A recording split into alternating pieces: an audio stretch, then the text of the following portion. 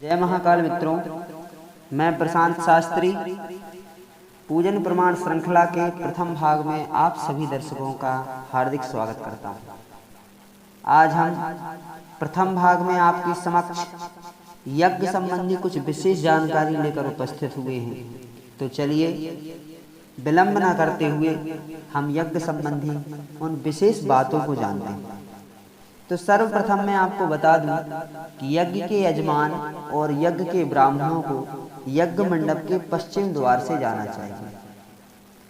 दूसरी बात, यज्ञ मंडप में हवन सामग्री को यज्ञ मंडप के पूर्व द्वार से लेकर जाना चाहिए। जो हवन सामग्री होती है उसको पूर्व द्वार से लेकर जाना चाहिए।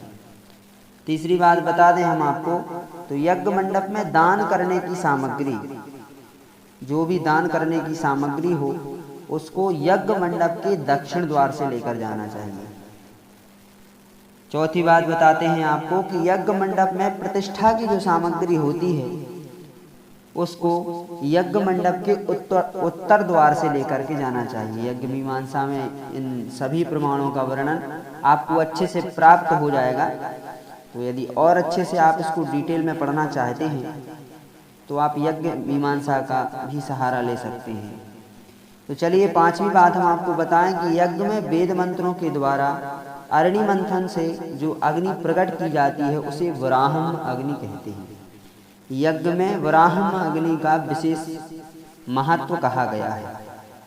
छठवीं बात बताते हैं आपको कि यज्ञ में हवन के प्रारंभ होने के बाद, मान लीजिए यज्ञ प्रारंभ हो गया और अग्नि यदि शांत हो जाती है तो पुनः अरणि मंथन करके, अग्नि मंथन करके और अग्नि को प्रकट कर लेना चाहिए, अग्नि का प्राकट्य कर लेना चाहिए।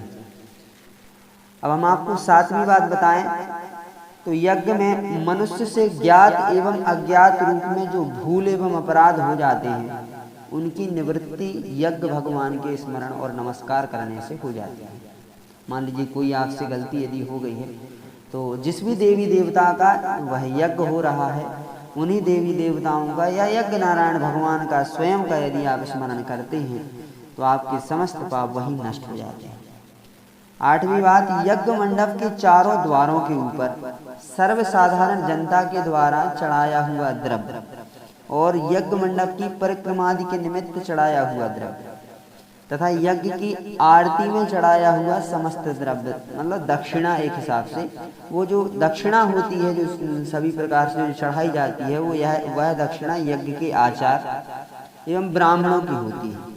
उस दक्षिणा को यज्ञ करवाने वाली समिति एवं यजमानों को अपने पास नहीं रखना चाहिए, मतलब उसको यजमानों को ग्रहण नहीं करना चाहिए, वह ब्राह्मणों की होती है। अन्यथा यज्ञ की जो जिस हेतु आप यज्ञ करवा रहे हैं उस फल को आप प्राप्त करने में थोड़ा सा असमर्थ रहते हैं। इस प्रकार से तो यज्ञ में ब्रह्मा केवल पूर्ण पात्र लेने के अधिकारी होते हैं।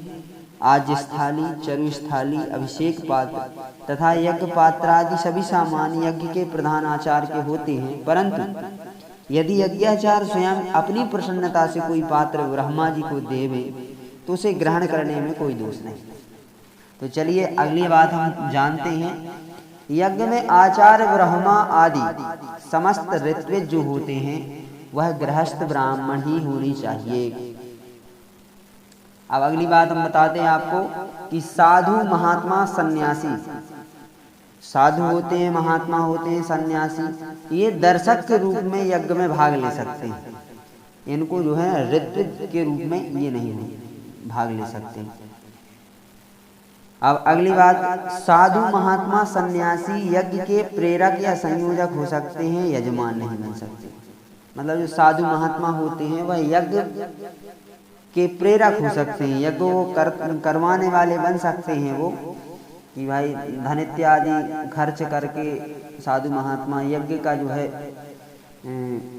कार्यक्रम करवा सकते हैं। खुद स्वयं यजमान बन करके साधु महात्माओं को यज्ञ में नहीं बैठना चाहिए। हाँ चलिए, तो आजकल हम कुछ यज्ञों में देखते हैं कि यज्ञावसर पर साधु, सन्यासी, महात्मा यज्ञ मंडप में ब्रह्मचारियों और गृहस्थों को शिष्य बनाते हैं, जो कि सर्वथा अनुचित और शास्त्र विरुद्ध है। अगली बात, साधु सन्यासी महात्मा ब्रह्मचारियों और गृहस्थों को शिष्य नहीं बना सकते, किंतु वे अपने संप्रदाय के साधु महात्माओं को ही शिष्य बना सकते हैं। और एक बहुत महत्वपूर्ण बात मैं आपको बता दूं कि स्त्रियों को तो कभी भी शिष्या या अर्थात चेली नहीं बनाना चाहिए। इसका शास्त्रों में जो है शास्त्र इसकी अनुमति नहीं देते। ये सब जानकारी यज्ञ मीमांसा में वर्णित है। इसी प्रकार की जानकारी कर्मकांड, ज्योतिष एवं संस्कृत जगत से जुड़ी हुई जानकारी लेकर हम आपके सामने उपस्थित होने का प्रयास करते रहेंगे।